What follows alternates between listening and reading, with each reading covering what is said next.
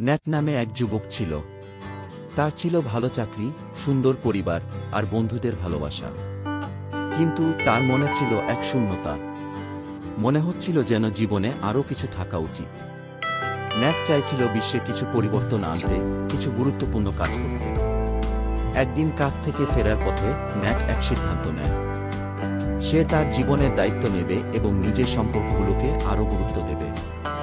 সে ভাবতে থাকে কিভাবে সময় কাটাবে, নিজের জন্য এবং তার চারপাশের মানুষের জন্য কি ভবিষ্যৎ চায়।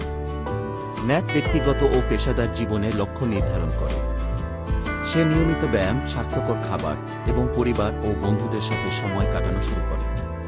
সে তার সম্পর্কগুলোতে আরও বেশি মনোযোগ দেয় এবং সেগুলোকে উন্নত করার চেষ্টা করে।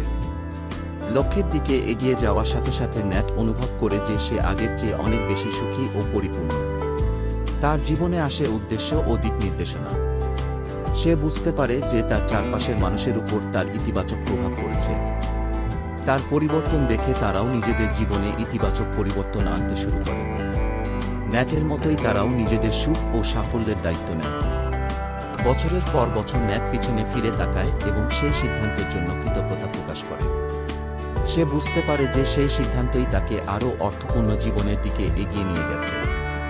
সে শেখে যে জীবন আমরা নিজেরাই তৈরি করি এবং সঠিক মানসিকতা ও মনোভাব থাকলে আমরা যে কোনো কিছু অর্জন করতে পারি। লক্ষ্য নির্ধারণ করুন, আপনার সম্পর্কের দায়িত্ব গ্রহণ করুন এবং নিজেকে ও আপনার চারপাশের মানুষদের উন্নত করার জন্য সক্রিয়ভাবে কাজ করুন।